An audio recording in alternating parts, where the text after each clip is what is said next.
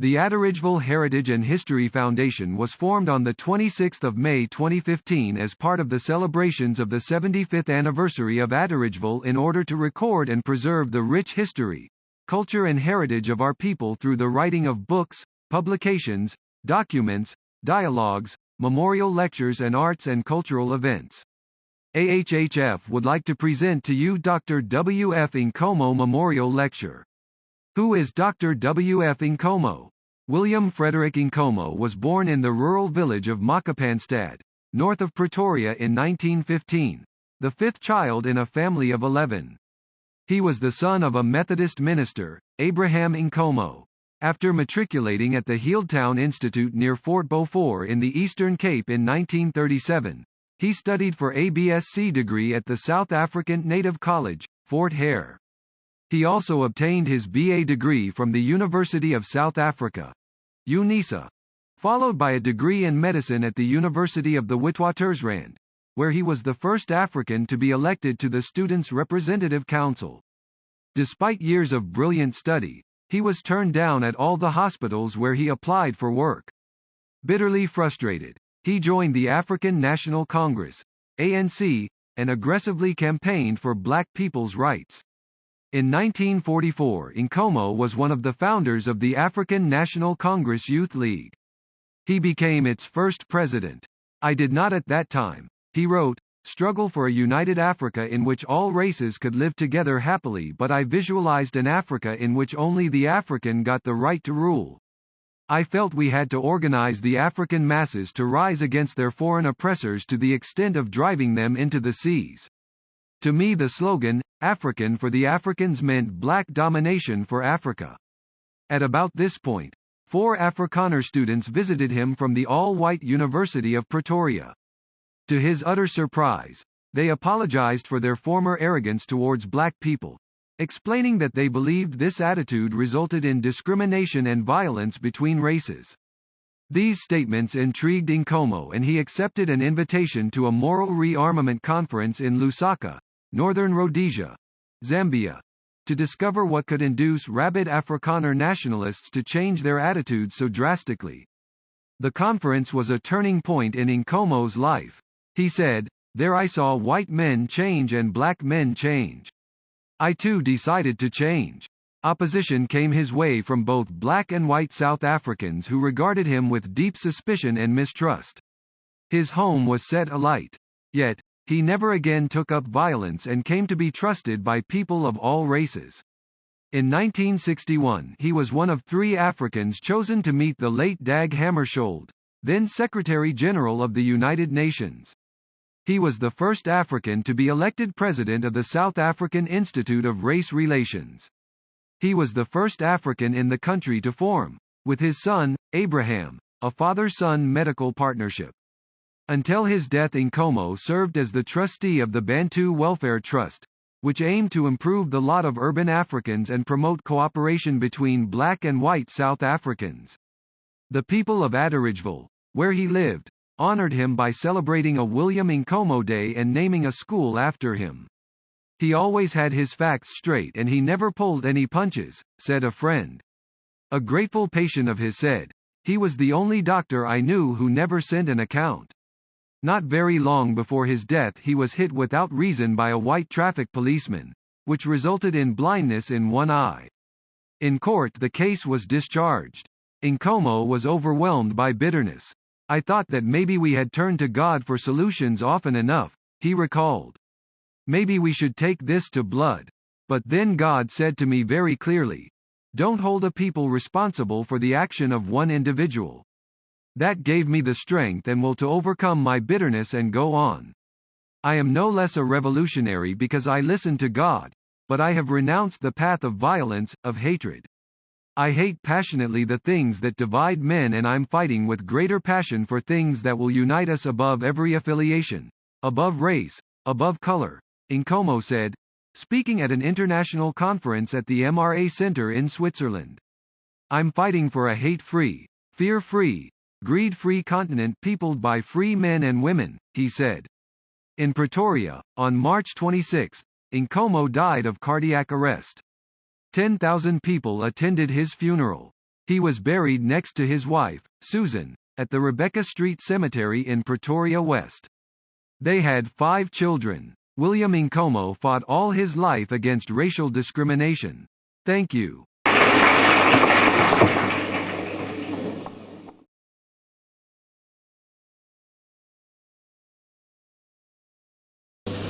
Osman Adam Ali has given me an introduction which I hardly deserve. Anyway, I deem it a great privilege to be called upon to say a few words on this rather auspicious occasion when we are bidding farewell to a great scholar, Dr. Ansari. I'm not physically in the best of health. I am a little better because I've been away to Switzerland for 6 weeks, and that gave me an opportunity of resting in a wonderful country and forgetting some of the things the routine things that make one ill sometimes. But it's good to be back home and to be at such a well-attended meeting to say farewell to a stranger from a very great country.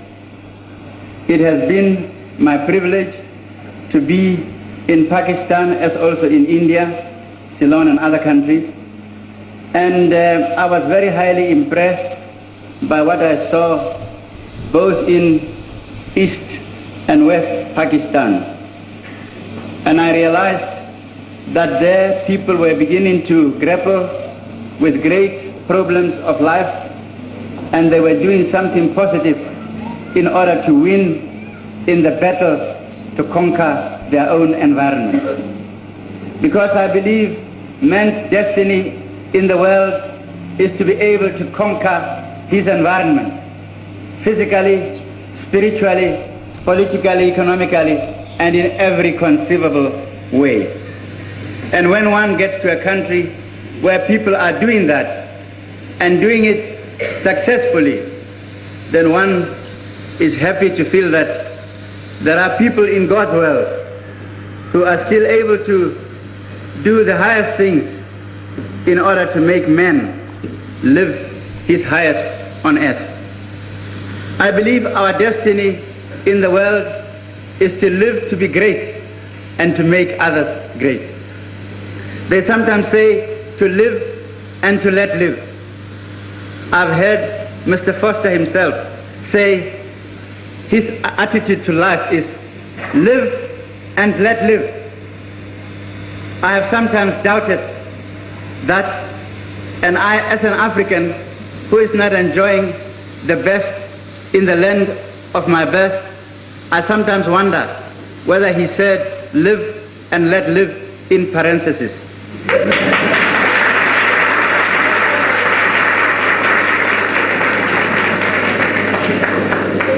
But to my mind, when you start saying live and let live, then the sky must be the limit for every man. I have been impressed by the Asian community in this country. I have befriended the Indian people for very many years, in the days at Lady Selborne up to now. And I have been highly impressed by their caliber mentally and in many other respects. And I have valued my association with them and the many things that I have learned in my contact with them in this country. And I believe that as members of the population of South Africa, they have added something to the life and culture of this country to make it a really worthwhile place. There was a time when in South Africa there were those people who spoke in terms of the repatriation of East Asian people, and they didn't seem to regard them as a permanent part of the people of this land. But I'm glad to see that that has changed. And even those among the nationalists, white nationalists of this country, who thought along those terms, have become converted, and now they realize that the people of Asia can be a great asset to the life of South Africa in every respect. And now they are no longer talking of repatriation, but they are talking of integrating the people of Asia in the population of this land.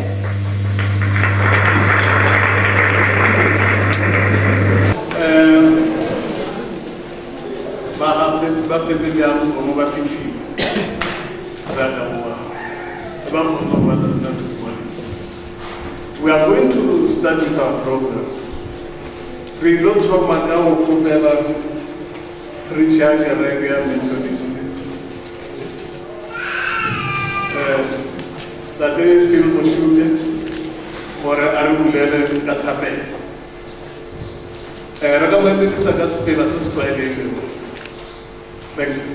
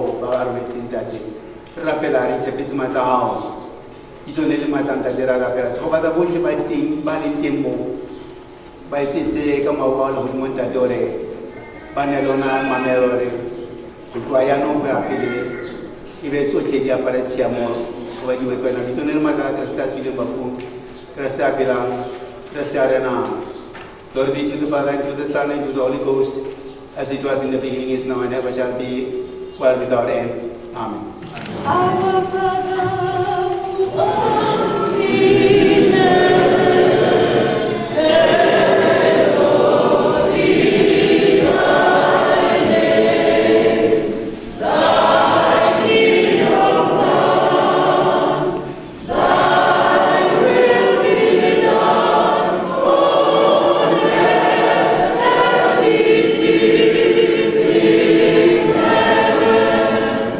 give us this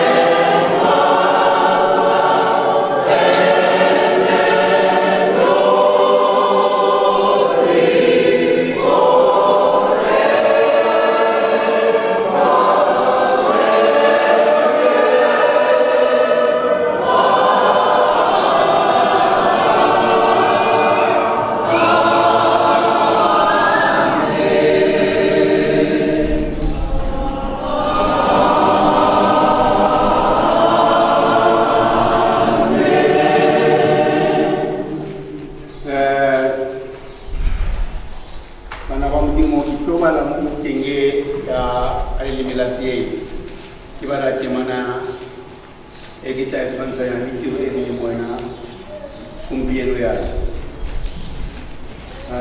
Read a text from the Bible from the book of Isaiah, chapter 14, verses 28 to 31. Isaiah 14, 28 to 31. Whenever I am, do you not know, have you not heard? The Lord is everlasting God, the creator of the ends of the earth. He will not grow tired or weary, and his understanding no one can fathom. He gives strength to the weary and increases the power of the weak. Even youth grow tired and weary, and young men stumble and fall. But those who hope in the Lord will renew their strength. They will soar on wings like eagles. They will run and not grow weary. They will walk and not be faint. Amen. I just want to give a short explanation about it. One talks about the eagle and all the strength of an individual, and later those that trust in the Lord and those that wait in the Lord, they never get tired, they never grow faint. Young men can grow tired and faint and fall and all that. But as for those that trust in the Lord, they will forever be renewing their strength. I'd like to talk about the example of an eagle. Some years back, I think it was 1958 or 59, when we were at Banana School, we used to be visited by some politicians like the late Professor Mpate, the SKM Mpate, at the time when it was still Muslim Mpate. We are still very young, and as young people, we got a lot of education because we were in a school that was particularly politically orientated, to an extent where most of the people who came there to give speeches on Fridays and all that, they actually came to a point of turning our mind, they turned our minds to focus more on ourselves and on the history of the foreigners and all that. Because most of the time, right after matric, we learned about all these people, the Franco-Prussian War, the Austro-Prussian War, and all that, the French Revolution, and all those things.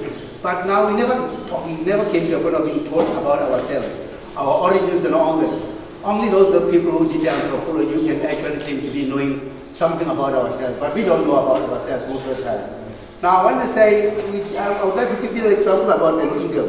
It's a bird, a bird comes out of an egg. Now, one would like to ask the question, how does it breathe within it is not even tied to the mother with an umbilical cord, but it breathes and it grows within this very shell. Now, as it grows, it comes to a point of consuming the yolk and the albumin, the white of the egg and all that. In the process, the beak develops to a honey thing a sharp thing, a honey thing that actually comes to a point of being strong enough to get out of the thing. Now, the breathing process and all that, those are works of God. Well, like it or not, you might even develop claustrophobia, but this bird grows just like that and all that. When it's strong enough, it'll actually use its beak to pierce and hit against the shell from inside. It breaks the shell on its own. Just like today, as the people who are launching this, very talking about the heritage of Atteridgeville and all that, they are breaking through the shell of shyness, the shell of standing back and looking at things as they're happening. They are breaking out of those things that they know, the history of Atteridgeville and all that. They are facing, they are strong enough, they've consumed all what they actually consume about the knowledge of this place, and now they are ready to launch. As they launch, they are breaking through the shell with their beaks, with their knowledge.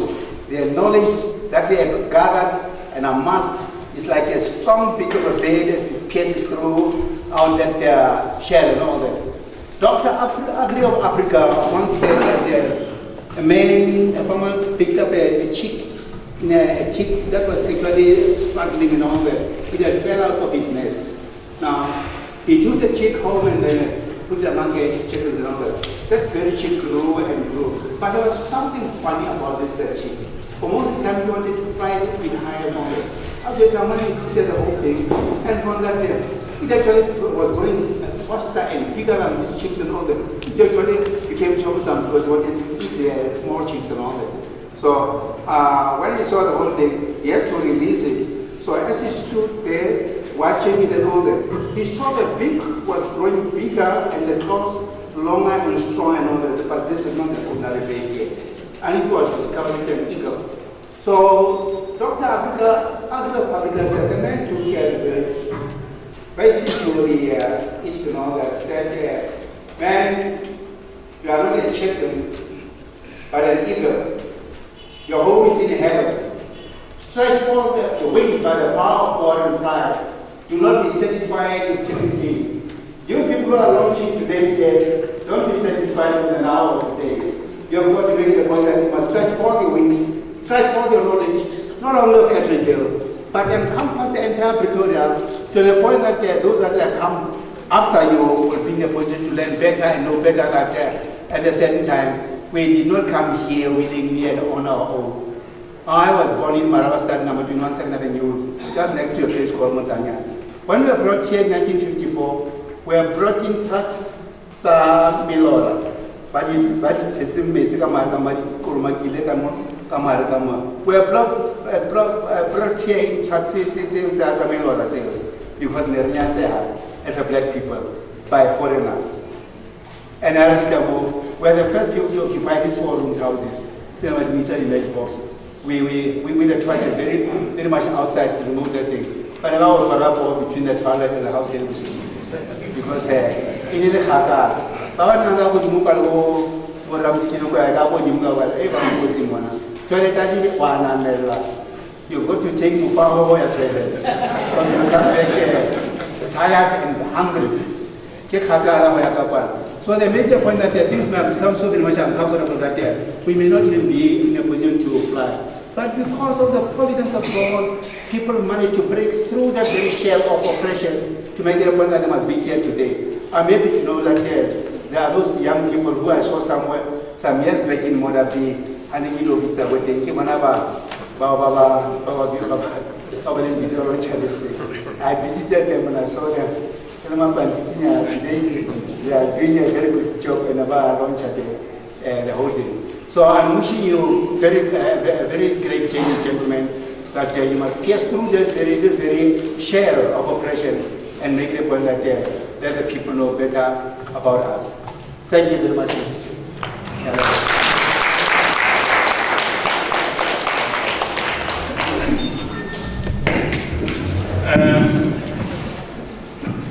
Now, lower home and the machine. The water, the Lawe, Mother, the Mandrao, Amahetwa, and the eagle metaphor that you have painted for us this morning.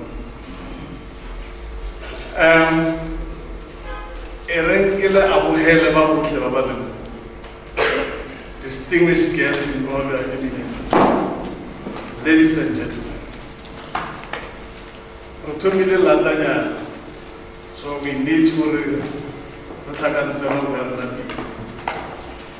without much ado, I'm going to call upon the ward councillor, Dadita Mahodiela, for Adura Amuela Simuso, Modunya.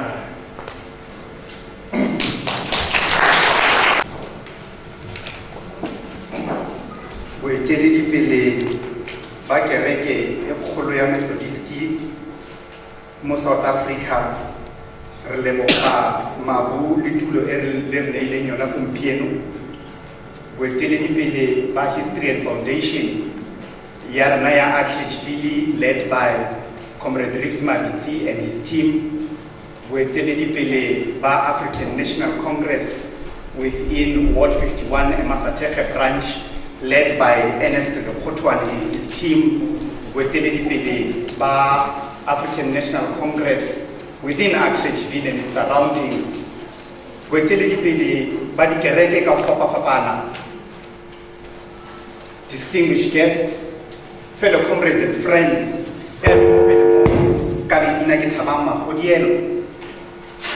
ke rile ge ke bitsiwa gore e tla ba nna ke amogelang batho ba batlang go tlo keteka letsatsi le ntle le la rre wa rona Ntate W.F. Nkomo ka re, what a blessing. I will be standing amongst giants. I will be standing amongst great people. I never thought in my life ke tla ke lebella program ka tekra ke potapotile ke batho ba tsona. I am the only youngest person, if you look in that program, who is here. So I think we're marking history here. The only youngest person there was Tarang. And I'm very proud and thank you so much for making sure that you bring it home and you bring it to church. Where it all started. We are talking about a hero here. We are talking about somebody, some of us, when we wanted to know what the African National Congress is, we look to people like that, Dr. W.F. Nkomo, who read. A lot of our young people have lost their history. They've lost where they come from. But they don't know who Siso, who Rangi is, who Murwe is. Some of them don't even know who Dr. W.F. Nkomo is. And this is the day we sit and we realize who we are as a people. Ba la mokgetse ka mo kerekeng nna sa ka gore ke le amogele mo tulong ya rona ya Ward 51 ke re dintja di bofilwe nnang le ketleng gonne you are going to get food for the soul and food for the thought. Thank you so much. Amandla.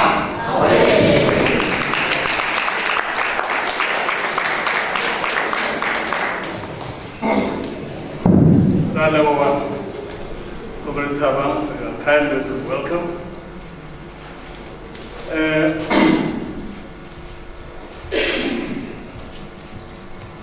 Kajeno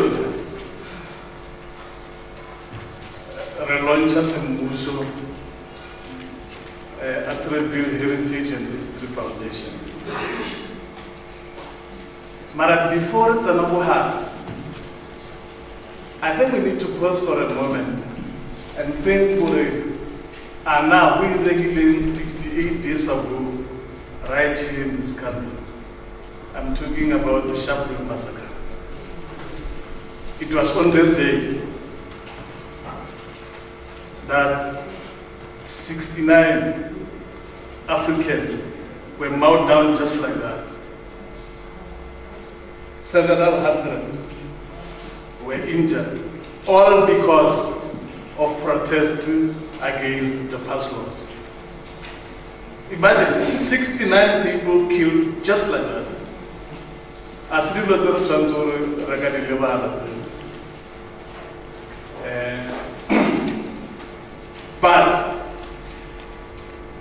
on that day actually helped, if you come to think of it, for a struggle to accelerate. Because then the realization came without any further effort. Yeah, they need to form and accelerate the armed forces. That's why then we ended up KMK, APLA, Azanla, and so forth. The rest is history. But today, the country is in a different mood. All those things, I don't think they happened in vain. We have since got our freedom. Still a lot more still needs to happen.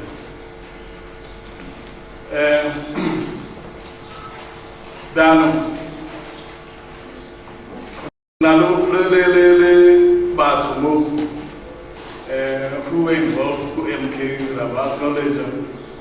were involved, who APLA, who were involved with the organization in Zaranasi totally.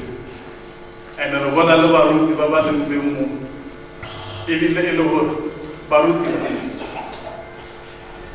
When that day, Lord Sibia, for instance, who was the Secretary Ministers for Atena, can I say, Le Morutwaga, one meter VT, nearly Chairman Ministers for Atena. About what the during those difficult times. and acknowledge our role we need to reconnect with the church because you didn't try to really look to restore moral fiber society.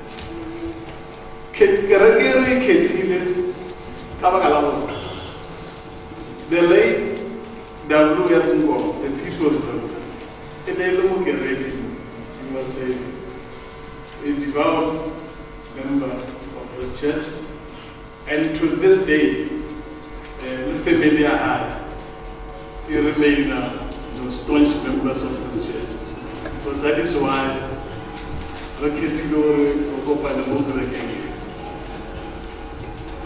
now, launching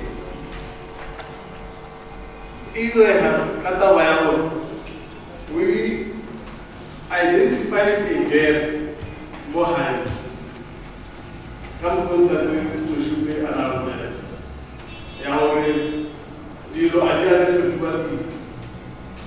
So that is why the Heritage and History Foundation or recreate this space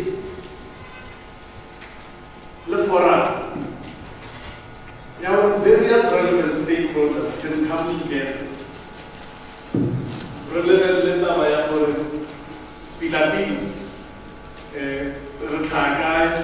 the leaders who were our pioneers, what role did they play, etc., etc.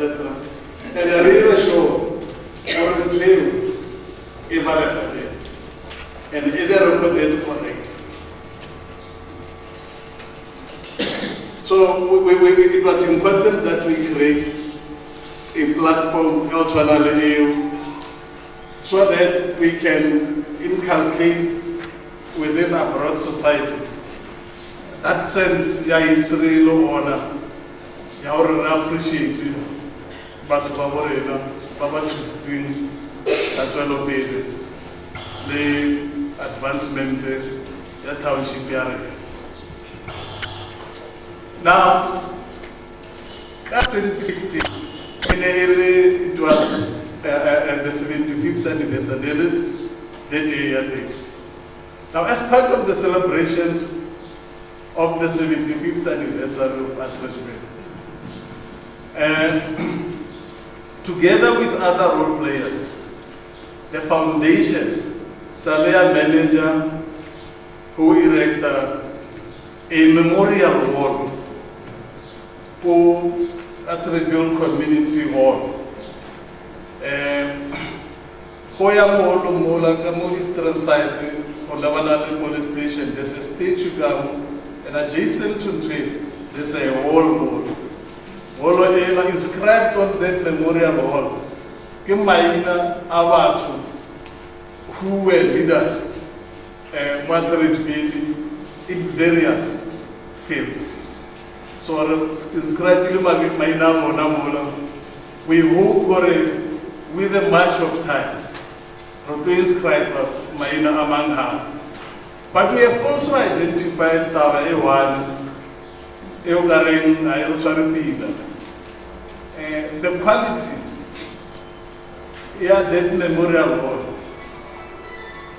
However, is not really commensurate with the high esteem accorded to the heroes and the hero.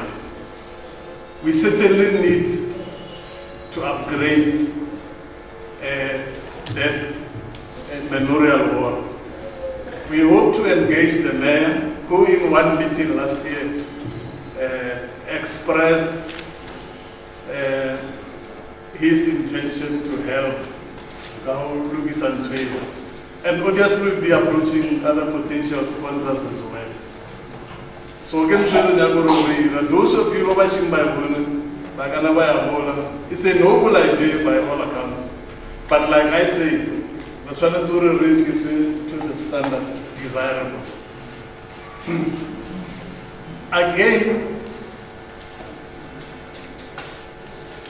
as part of the celebration of the 75th anniversary, one of our founding associates, Comrade Titus Mafo.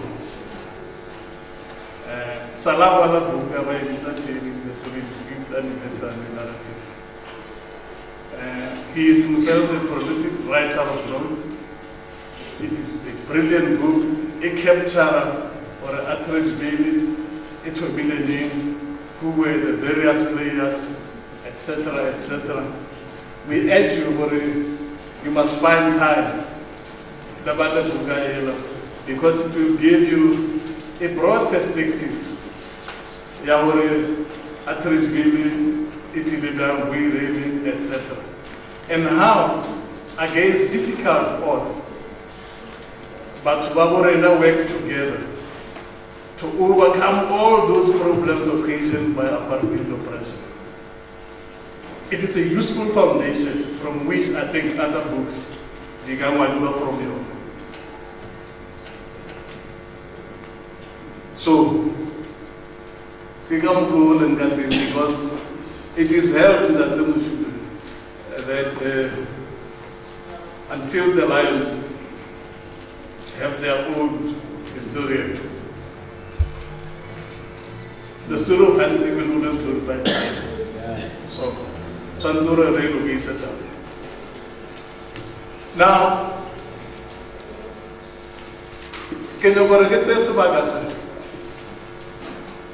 and introduce to you the member, the executive committee members by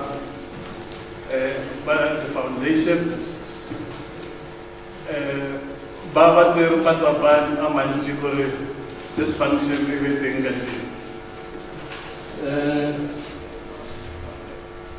Nagel Riksmali to the foundation.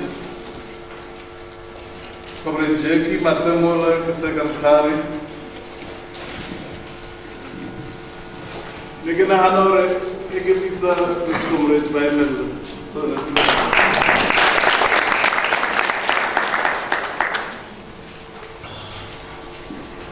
Obama Sulu, the deputy chair.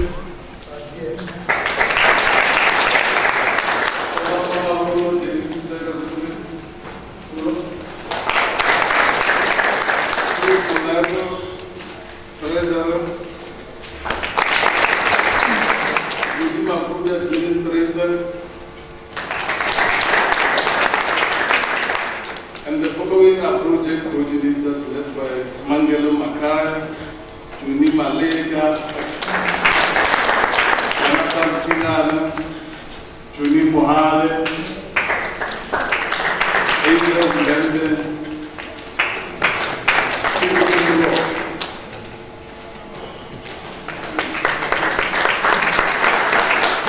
so give out to Baba Lindy at this point. Now, there's a lot of bread now that we see in this church today. And we hope, as we move towards the formation of the cause, to approach some of you present here today, or a little to let's say, the modern structure, which must actually oversee for a because you need that structure. So although we are approaching some of you because we need to strengthen the structure. At this point, ladies and gentlemen, again, he is our secretary or our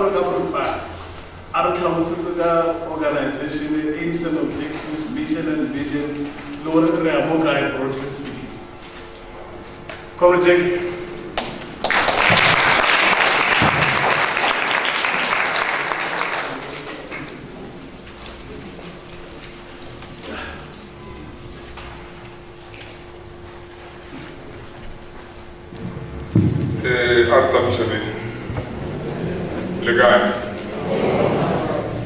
Nagina Cheki Masemola, the Mwaliwa Foundation. Akufa, the thing she said, Nadiwe. Fellow, so swallow Hare, go to Solosa, Sejo, the history Atteridgeville. I can ask about Atteridgeville on the Vanga. Banana Namalo Mola, Rezal was an Mola, Rilla Maramana, South Halo, one time, Wallo, Uncle Lawrence Pocano, O Uncle Ranky. Come up with Thomas 75. Immediately no Professor Mola, a number of people came to us and said, but this thing is not complete.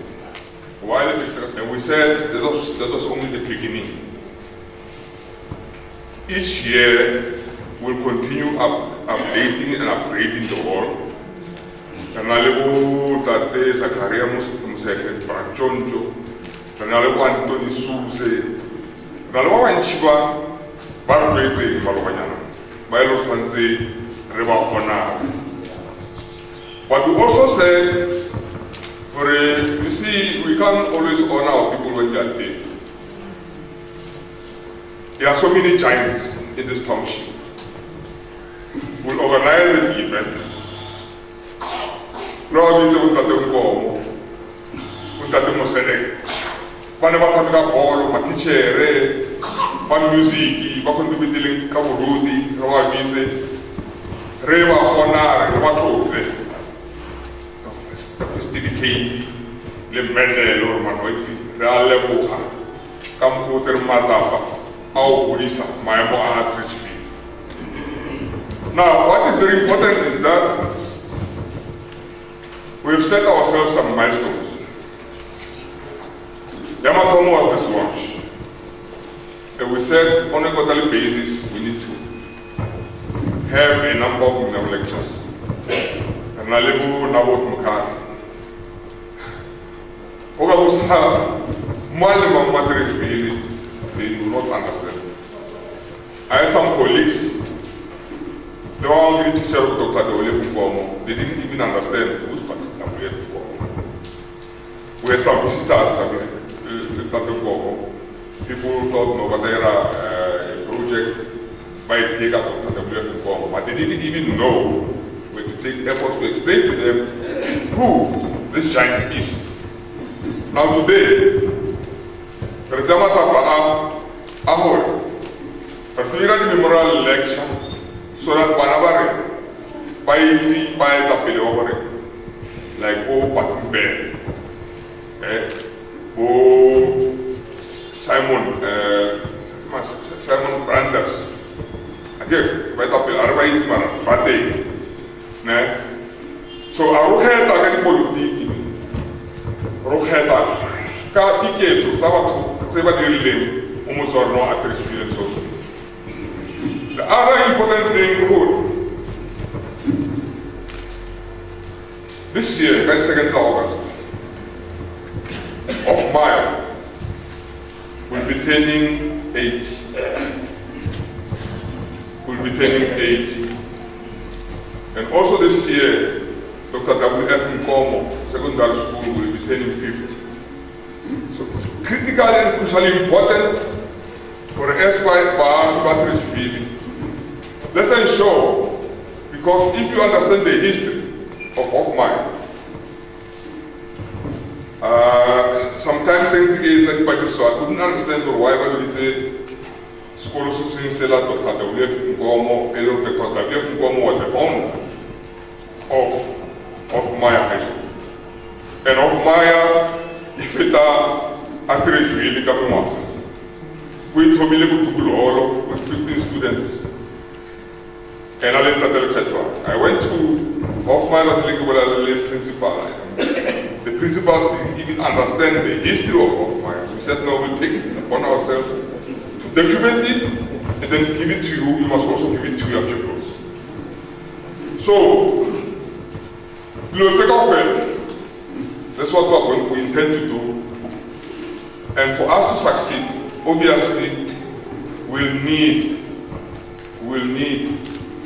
your contribution as a community. Your contribution as a community. Kaul Hale, Kamako, sometimes look at pot, because we can't do it really by waiting. So, we just do it. Now, except to say, this foundation, Atteridgeville and so to speak, and so I read the profiles. We apologize for not all of you who got profiles. What we're going to do, I don't print out these profiles. What I did, I officially Parliamentary Constituency Office. The permanent email in terms of attendance register will immediately, send you the profile through emails. Hello.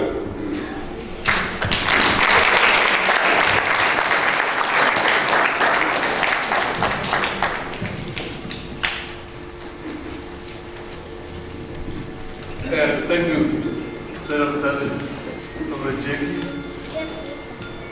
Can I show you but about remote guy at this point?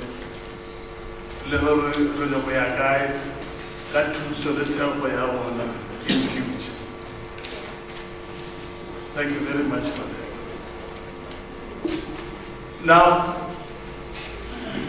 we are moving towards now we have our main speaker for the day. But before we do that, let me follow more and have a prayer. It's all already.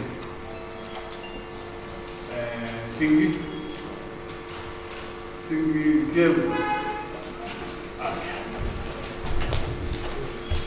Include that of our prayer.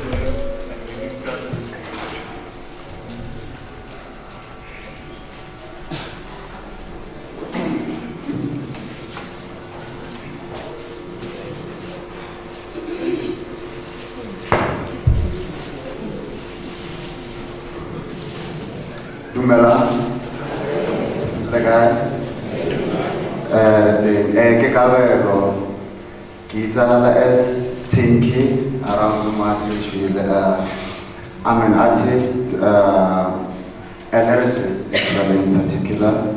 So I wrote a piece about Atteridgeville that I would like to share with you today.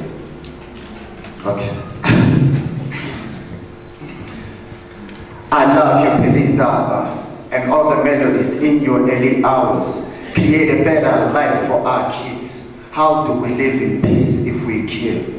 Yes, I love you, Pelindaba, and all the melodies in your early hours. Create a better life for our kids. How do we live in peace if we care? We find it hard to live with each other. We ain't building each other. In other words, we're killing each other. And what we need is love we're keeping in our hearts. The feeling is ours, so why we keep it in our palms? Hey, is it trust? Truth is we claim. Truth is we ain't looking. We aim for beauty in shades. Where spooky meets strange, where hoods misbehave and truly betray. Stupid we say, but when fuel is embraced, it's rain, rain, rain. They fuse it with flames and fuel it with pain. Crooks within veins start bullying with hate. Gloom will remain, fully with faith. Who will bring change? Who will remain as who's been slaved with booze and big brains by basic brains? Who believes that soon will be saved? Who really shame? You've been misplaced from fruits with real taste to fruity cream cake.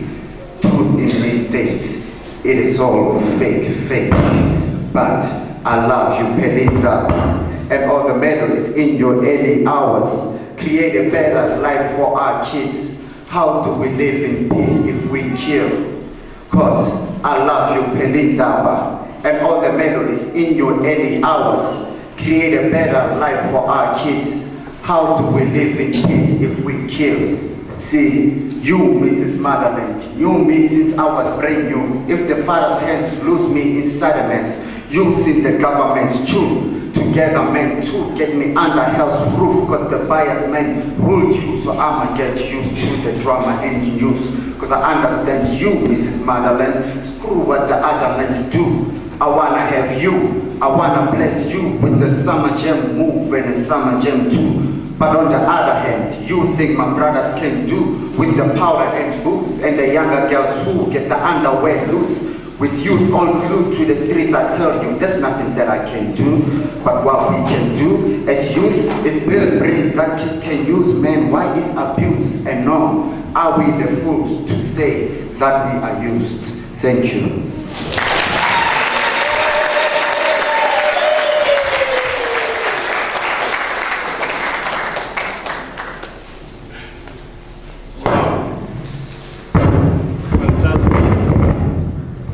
Fantastic. Thank you very much. Thank you. And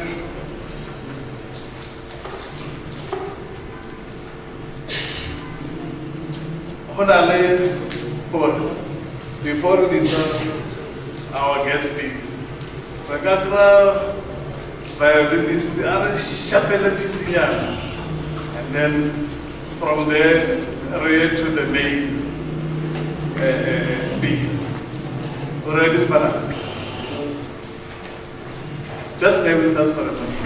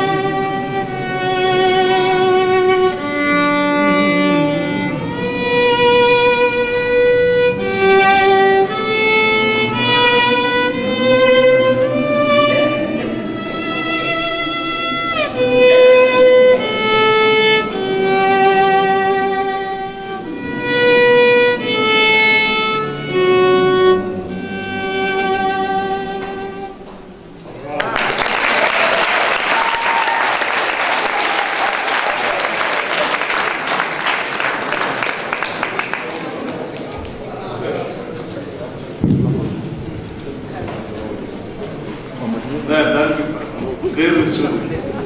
Thank you very much. Refitile mona kung ela yare na gano. Yaw na reverend.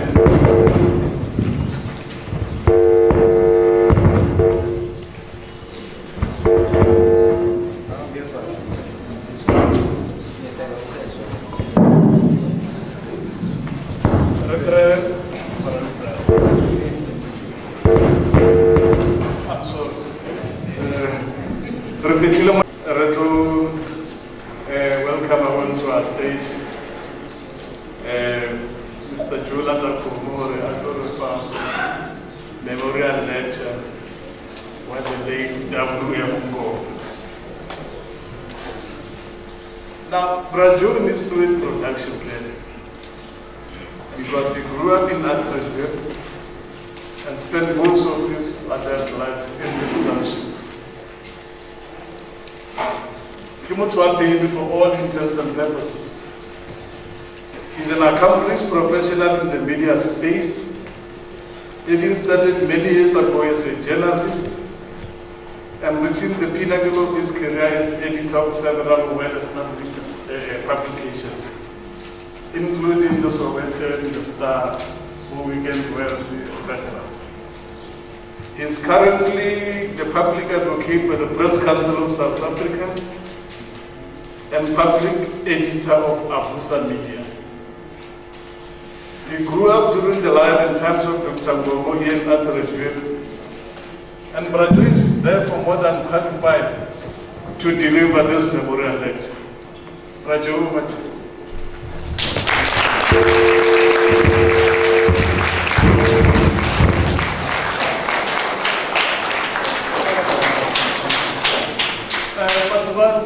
Come and help. Aranyabore, come. Come. Aranyabore, Brajua, deliver to you.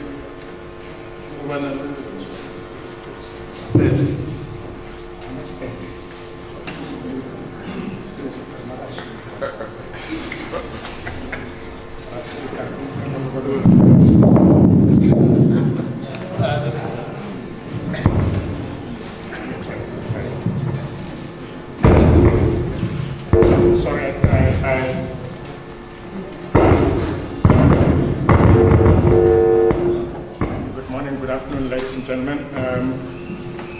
Sorry, I had to bring my own speech up here. I didn't bring my PhD along.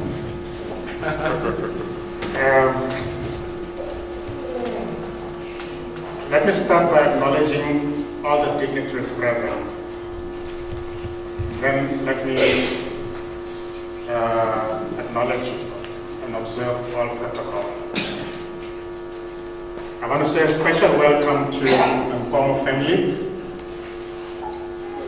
friends of Dr. Nkomo, both Dr. Nkomo, WF, and Dr. Nkomo over here. Welcome to all compatriots and citizens of this great township of Hare. And I have no hesitation in saying this great township of Hare. I worked most of my life in Johannesburg, and people often even claim that I'm actually from Johannesburg. Half of Johannesburg is not from Johannesburg anyway.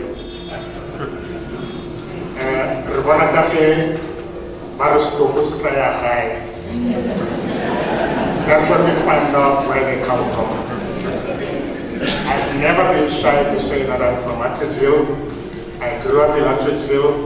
I went to school in Atteridgeville, other than the spell that I had from Pretoria location until we moved out here, or we were forced to move out here.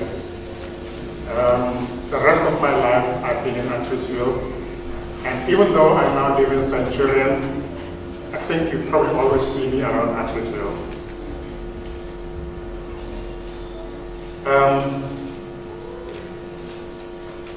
Albert Einstein once said, "Only a life lived for others is a life worth living."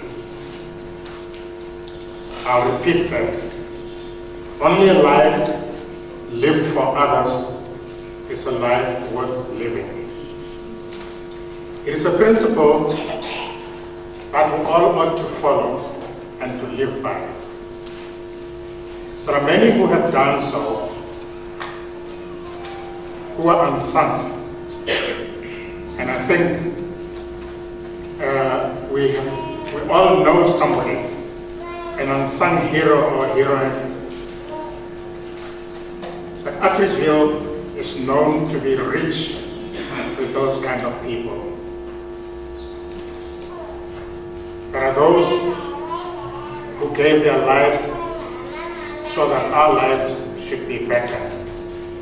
I think we ought to honor them. The occasion here today reminds us that we have to remember the people who shaped our life and our destiny.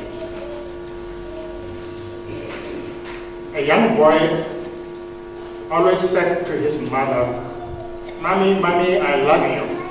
I mean, almost like 300 times a day, and I'm exaggerating. Until the father one day said to the child, "Why do you tell your mommy so many times?" Because they were beginning to get worried. "Why do you tell your mommy so many times that you love her?" And the boy looked up at the father and said, "Because people forget." Now, Tate Musubi mentioned the eagle hatching in its egg and finding its way out.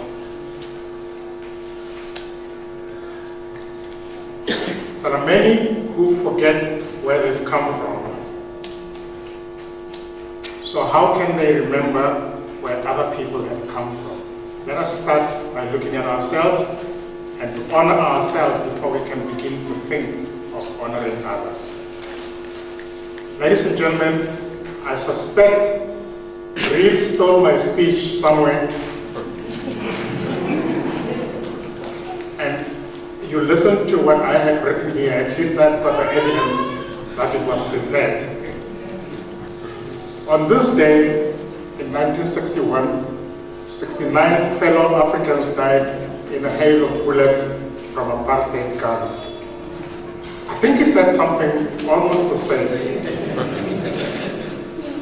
And this precipitated the beginning of the end of apartheid. I think he said something like that. The blood of our people shot in the back in what has gone down in history as one of the most cowardly acts, even by apartheid government standards, watered the revolution which was to follow.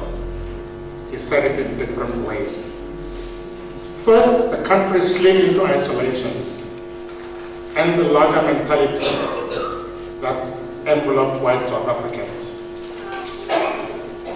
White South Africans continued to believe the lie that they had been fed throughout their history. They were told that they would rule this country until the second coming. It was also the beginning of the armed struggle. Again, I suspect Ray saw this. There was also the economic struggle that followed, and together the two aspects brought the apartheid government to its knees. In the forefront, as South Africa seemed to be heading to the brink, Dr. W.F. Nkomo, who had morphed from the radical activist of the 40s to an advocate of non-violence, engaged with the government, imploring them to negotiate with the leaders of the black people in this country. They refused to listen to him. There are many others also who went out and spoke and pleaded, and literally others went on their knees to say, please, speak to the real leaders of the people of this country and let us find a solution before this country goes up in flames. But Of course, the government was absolutely belligerent and they refused to listen to even those pleas. What they instead did was to introduce new laws to repress the very people that they were being requested to speak to even further. There were many laws which followed, and it set the pattern for how the government would respond from then until the end of apartheid. The most devilish laws were concocted. Think of Robert Sobukwe and the fact that a government can sit in their corridors there and decide to introduce a law and shamelessly even call it the Sobukwe Clause. There are other laws, and it's interesting how they were all named. They were named as if they made good the lives of people. They tried to keep the lid following 1961 on the cauldron that was bubbling. But of course it was impossible for them to do so forever. They dreamed up the homeland system. And it's on record that Dr. Nkomo was one of the people who went and opposed this. The behavior of the white apartheid government confirmed to some of us, young as we were, the saying that those the gods want to destroy, they truly first make bad. Dr. Nkomo was in the forefront of a whole number of activities, both in Atteridgeville and on a national and even international level. As we gather here today, the country is in turmoil. The whole world is in turmoil. Not necessarily physical turmoil only, although there's much of it, but also spiritual turmoil. All over our country, we see new forms of spiritual revivalism, born of the hopelessness of our people who have been struck by poverty, by unemployment. They've given up hope of life even. Yet, it is truly a time for critical reflection. And what better way than to look back at our leaders of the past and interrogate how they would have handled the situation today. Many believe that our primary crisis is the economic crisis. There is that, no doubt. But it is also the moral crisis that we're facing that we should be worried about. We see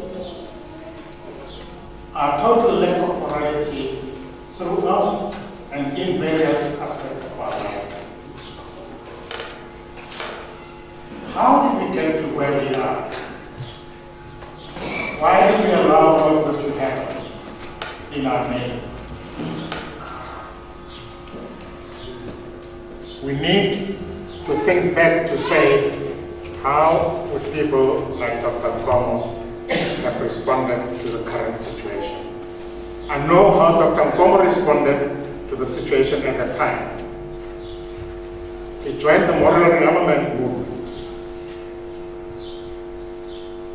He was born into a troubled world when war clouds were gathering over Europe to begin a frenzy of a quest for world domination and untold horrors in that pursuit.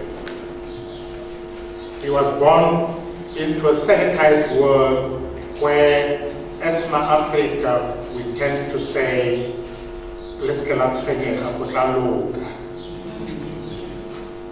it wasn't going to happen. He sought solace in this very church. He drew lessons in this very church. He conducted himself in the manner that this church had wanted him to conduct himself. In his life, Dr. Nkomo tread where giants and with giants of the African liberation movement.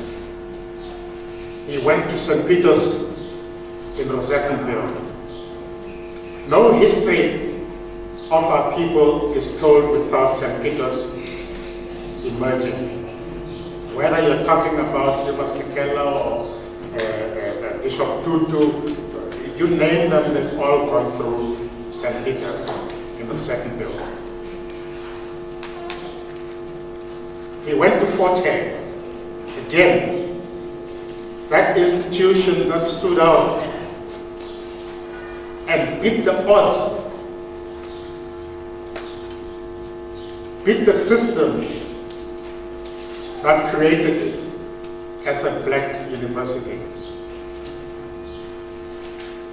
Many, many African leaders came through Fort Hare. Robert Mugabe is one. But virtually every giant of the liberation, from Kacha to Telezi, you name them, they were all at one point at Fort Hare. Kilnerton Institute, again, like St. Peter's, an institution which produced giants. The University of South Africa, which provided our leaders the opportunity to do graduate studies when it was impossible to do graduate studies elsewhere. And then there was Wits University, which had that limited accommodation of black students, who, a lot of them, became giants in our African history. It is also the institution where Dr. W.F. Nkomo studied medicine. It was not surprising, therefore, that his political consciousness grew exponentially, the environments in which he grew up. And he joined the fledgling African National Congress. He had, by all accounts, a fire in him. And that fire was also fanned, by all accounts, by his attendance of a youth conference in Washington, where it became clear to him that the youth of the world was stirring and demanding their place in the world. He was there when the ANC Youth League was founded, and indeed, he was elected provisional chairman, a position he did not contest when the actual elections were held, so that he could have time to focus on his studies, his medical studies. The position went to Anton Lombe, who I'm sure we all know as another giant of the liberation struggle. There was Nelson Mandela, there was Walter Sisulu, there was Jordan Ngubane, there was Ellen Kuzwayo, Albertina Sisulu, Apinda, Dan Tlome, Congressman Gama, Vivi Timbo, all giants of the struggle. He was part of what came to be known as the class of 44. To them, we owe a great debt of gratitude. They spoke Africanism in the youth league. They spoke about the need for an aggressive campaign against white domination. For them, the conflict was quite clearly demarcated. It was fundamentally between the white oppressor and the oppressed blacks. There was no gray in between. He has worked with giants, been honored by giants, and so it is appropriate that we of a newer generation should honor him as we do today. Honoring a champion gives us the opportunity not only to acknowledge the shoulders on which we stand to see the future, but it also demonstrates the need for selfless democratic action to promote agency for change. There is no doubt in my mind that Dr. W.F. Nkomo was a great man. Greatness was thrust upon him by circumstances. The circumstances of the people in which, the communities in which he worked. He had access to homes more than most people. In his medical practice, and those things were still being done at that time, and I think even Dr. Nkomo here practiced that as well, doing what was called house calls. He served as an inspiration to many of us at the time, and he still does so today. He joined all those who sought racial justice, and so when he turned to the moral rearmament movement, as I said earlier, he was seeking and exploring ways to make our country better. The basic tenet of the moral rearmament movement was the reformation of the world, and they believe that that can only happen or be achieved by creating a moral and spiritual force and seek absolute honesty and absolute unselfishness. This is a test, ladies and gentlemen. This is a test that our leaders today should take. Few, I'm afraid, would pass muster. Of course, the aims of the Moral Rearmament Association are laudable, and that should be the litmus test for integrity. The integrity that will see us deal with the rampant corruption that is taking place in our country today. The rampant corruption that has turned our country into a shame. The rampant corruption that is consuming our country. The revelations about corruption shock us and surprise us. And I think, sadly, we've even reached the point where we think it cannot get worse. But more and more revelations make us go down in despair. There are good guys, of course, in this country. Very good guys indeed. Very good leaders who have taken up the challenge.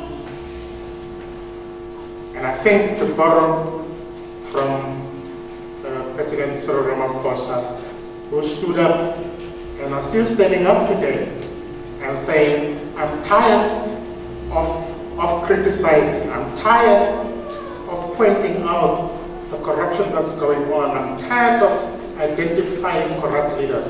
I'm saying to Mamina, I think we should not use that expression in vain. We should use it as a commitment, each one of us, to do what we are called upon to do to make this country better. We must find those good people and support them. We know that Africans are inherently an honest people, a trusting people. Look at what was done to our people when the settlers first arrived here. They trusted too much. That is the African nature. Dr. Nkomo sought this moral station also through his involvement in the church. That has been mentioned. Not in the current abuse of the church that we are seeing today, where the hopelessness and impatience of our people are being exploited by charlatans who enrich themselves in the name of Jesus Christ. He might have been a great orator, but I do not know. I have never heard him speak. I was too young. I have one regret, that I haven't had the opportunity to hear him. And also, I regret not having heard many of the giants of his era speak. What I do know is that we grew up in admiration of the man. I do not know why. Perhaps it was admiration for Dr. Nkomo, a medical man. The man who dispensed the mixture to cure ills of all kinds. Now, many might not remember what the mixture was. Dr. Nkomo can perhaps explain it better. But every illness, you were given a bottle of the mixture. What it contained, I still don't know up to today. There was nothing about being given a prescription and going to the chemist. That was what you took, and that was what cured your illness. Those older than us tell us that he was a man of conscience. They tell us that he was a visionary who created hope in our township. Atteridgeville has produced giants in various fields. So we should be proud of each and every one of them.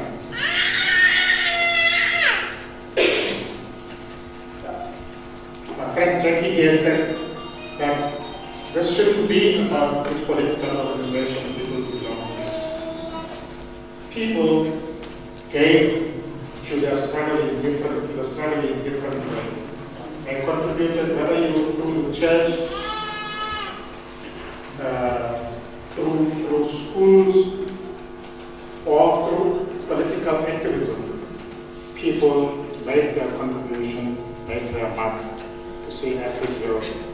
And I can tell you, I've traveled in townships, Atteridgeville is held in great esteem. We should be proud because each one of us played our role. And I challenge the youth of today, when people ask why is it important to honor people, the answer is quite simple. We honor people so that we should not let our children ask, who was he? Some years ago, I attended an occasion where Titus Mafula was speaking, and he asked whether anybody knew who Manena Mukone was. We didn't know. And he pointed this out to say, down the line, people will not remember who Titus Mafula is or was. Our children will wonder why was the school named Dr. W.F. Nkomo. By honoring people, we are ensuring, and I think in your profile, you use the word empowering communities to understand their history, where they come from, who the people are who are important or who play important roles in that.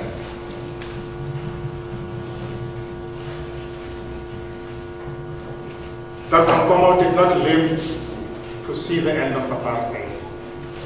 But I think the legacy that he left, wherever he might be, he is smiling and he's saying, thanks God I took part in that struggle.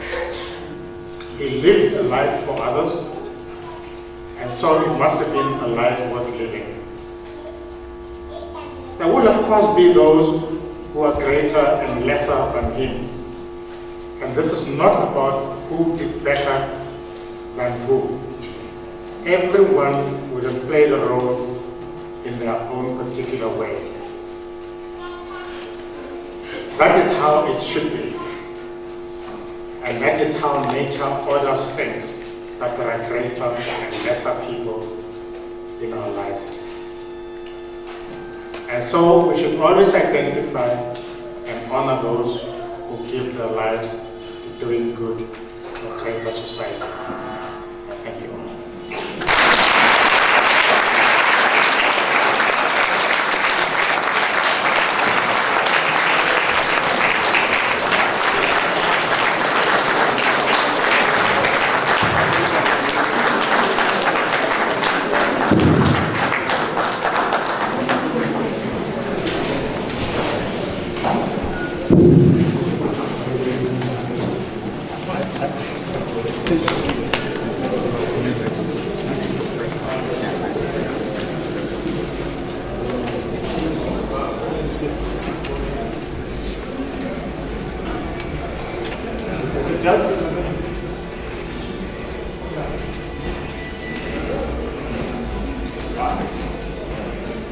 Thank you very much. That was very inspiring. It was very, very illuminating. It was a brilliant lecture. Sarah and Nagebo, we must follow in the footsteps. That Dr. Nkomo about his life and times. The Tumamena spirit must be enhanced us now. Thanks a lot. You go back and another round.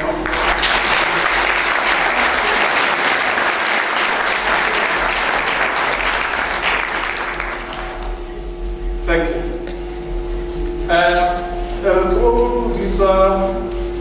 Comrade David Nkomo for an iron vote. But I thought before we do that, Comrade David, we'll send you on Shapa PCA class and then come through. And then we'll take it from there.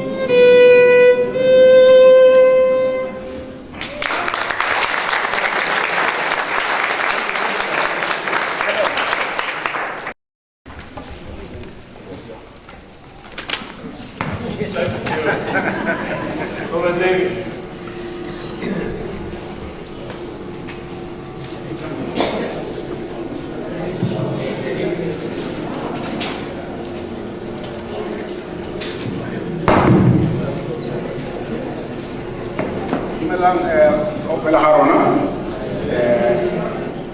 Kamishe, Karake, Western, John Wesley. Marasa John Wesley, Igaraka, Robert Subuwe, Mangolis also with them. Igaraka, Seth, Igaraka, Mahaba, Igaraka Mande. Our about we don't want when alone. No one let them well, no one let the mind makers, the colliers, America colliers. And one no more, I let them move. If they are now around, little room, the bath. You also have got rights. But they fire no who are not religious. But there were people like John Wesley who said that to the mine makers, today there's a confusion about the mining charter, but they said to the mine makers that about John Wesley, here now, and to the half, you can say something, the Mahaba, the man dead, late Robert Subuwe. Those are the Methodists.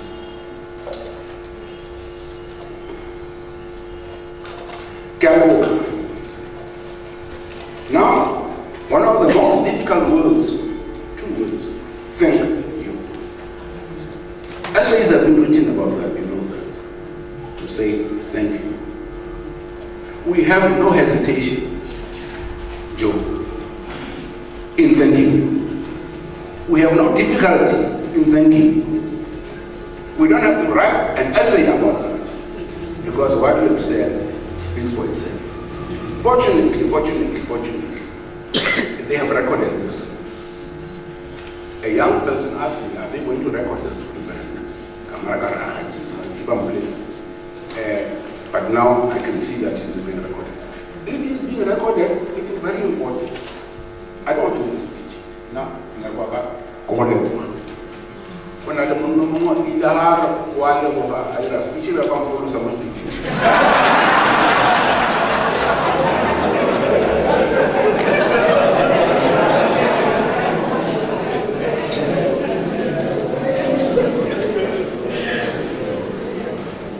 You know, but I'll say it because there are young people here. But why you never say, but I'm cool, most strategies, they things are over. But see so much plastic, whenever you are doing massive representing, one corner representing, Hare. 1938 on a particular date,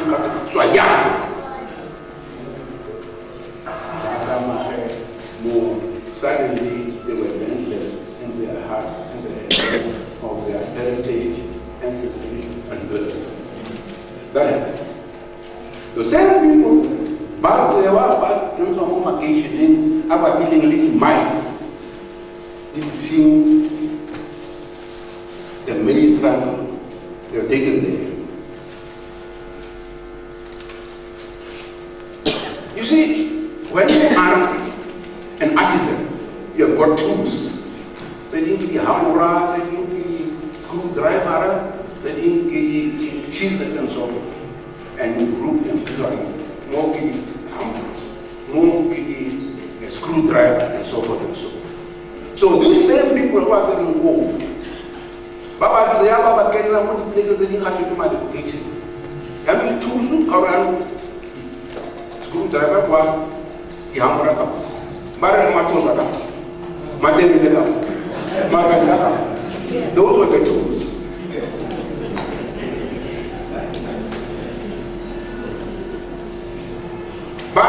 But what more? Hey, they divided and they made a life out of it. They made a life and they made a community and has got a local and so forth and so on. They live a life. Now, but what covering history and heritage? But they don't have a photo here.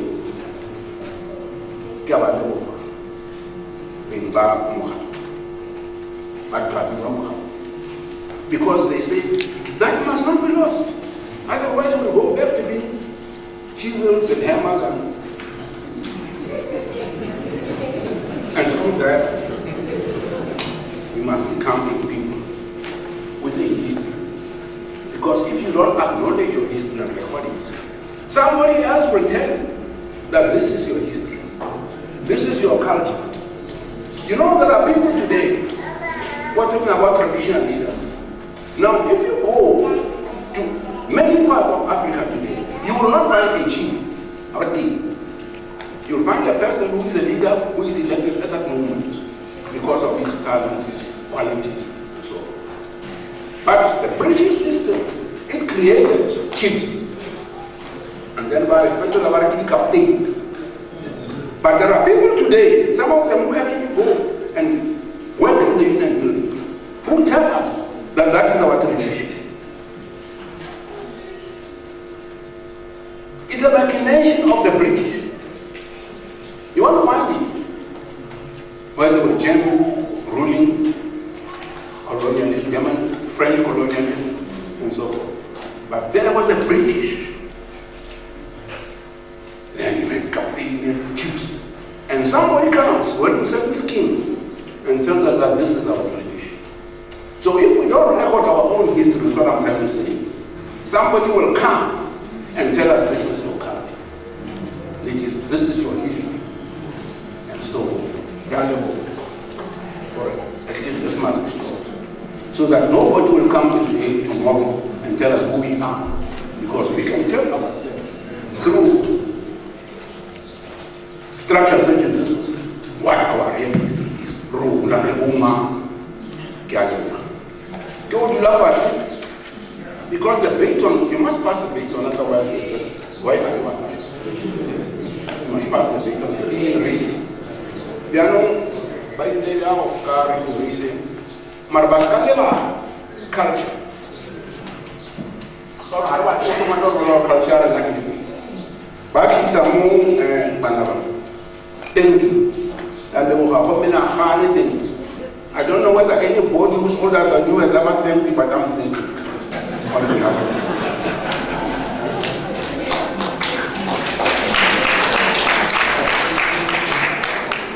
you. The more happily deal.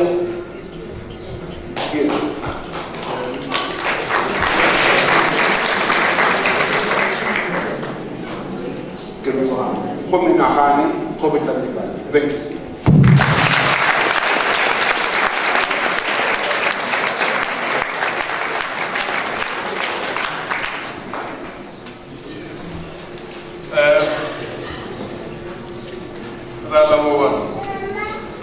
Ambassador Nkomo for the Democratic.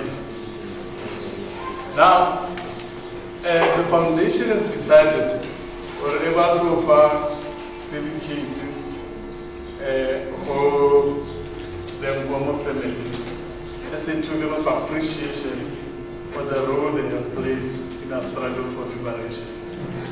Comrade Stola, come over.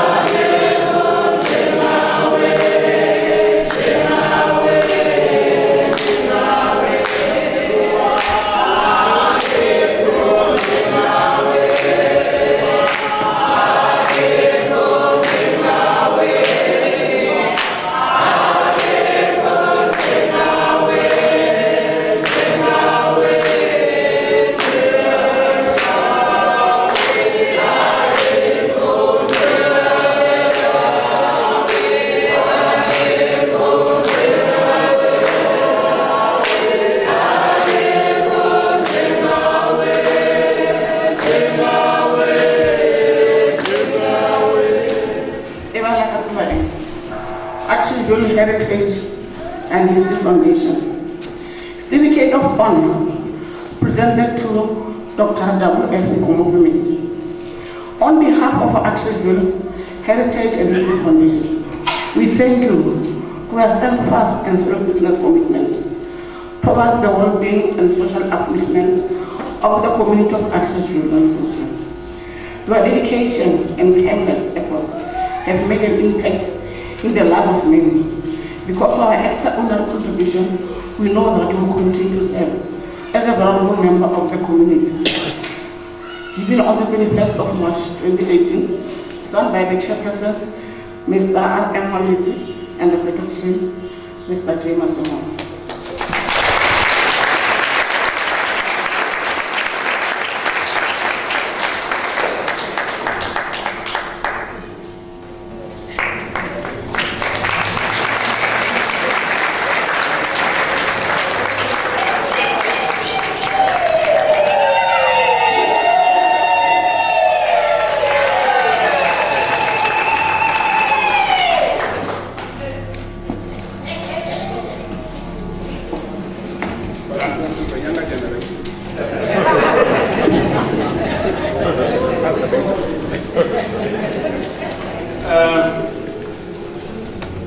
Thanks to Lord.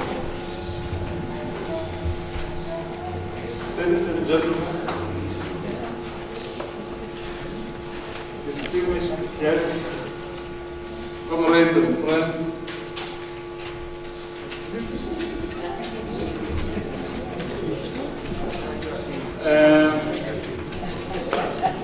we have now come to the end of our program.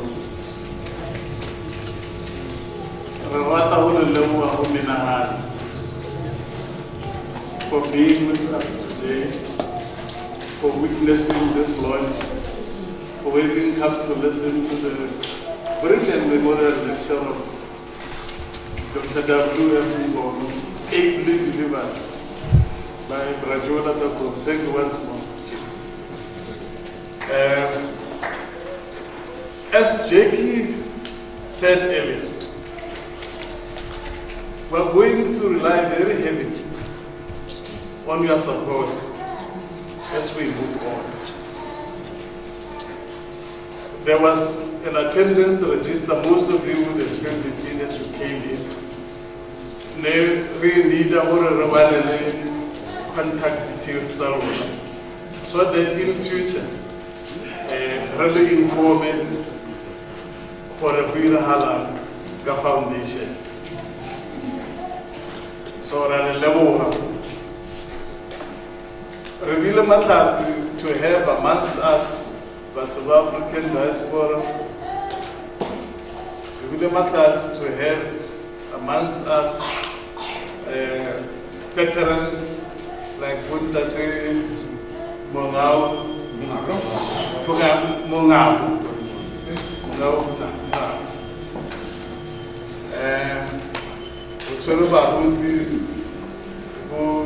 Bishop Sevilla and many others. When you acknowledge, there's always the risk, but allow me to say, all of you. Earlier, in my speech, I wouldn't say, Titus Mapula, let us sing here as well. All of the girls who gave the narrative, there's a bit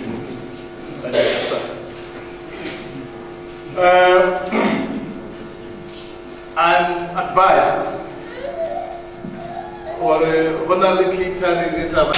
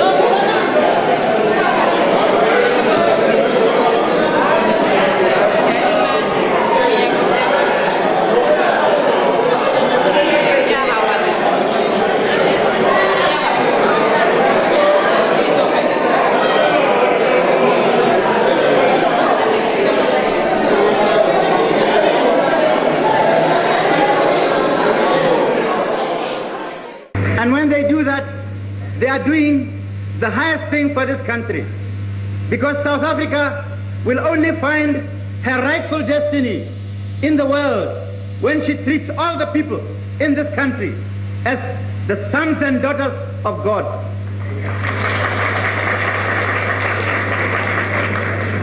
I have come here as a Christian to say farewell to a fellow member of the kingdom of God, because the people of Islam, they believe in Allah, and so do I. And we all believe that we have been fashioned in the image of Allah.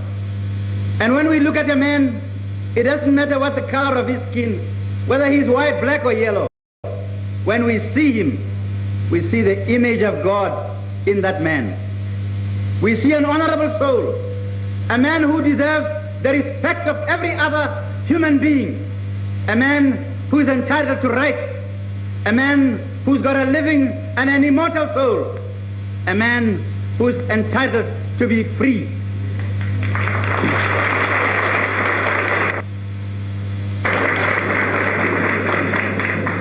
And so, when people say live and let live, to me it is meaningless unless it means giving to everyone his rightful place in this country.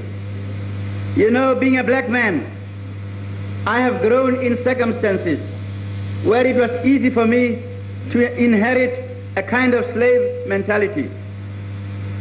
My grandfather, he was John Nkomo, but because he was a semi-slave of the Dutch people in those days, they called him John Bies.